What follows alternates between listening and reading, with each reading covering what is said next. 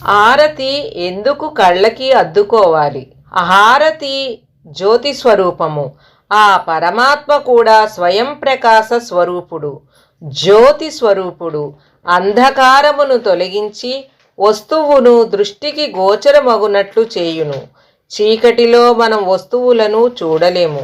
అలాగే అజ్ఞానం ఉన్నప్పుడు ఆ పరమాత్మ స్వరూపము కానరాదు. కావున కళ్ళకు ఆరతి అద్దుకొనుచు అజ్ఞానాంధకారమును తొలగించి జ్ఞాన ప్రకాశమును కలిగించమని దేవుని ప్రార్థించవలెను.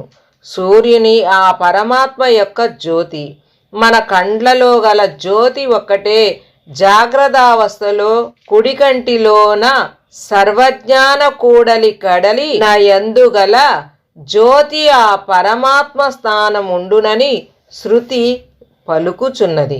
ఫ్రెండ్స్, మన భక్తి మోటివేషనల్ ఛానల్లో రామాయణం, మహాభారతం, భగవద్గీత గురించి ఇంకా మనకు తెలియని ఎన్నో పురాణ కథలు మరియు ఆసక్తికరమైన విషయాలను తెలుసుకోవడానికి భక్తి మోటివేషన్ ఛానల్ని సబ్స్క్రైబ్ చేసుకొని షేర్ చేయండి మరియు లైక్ చేయండి.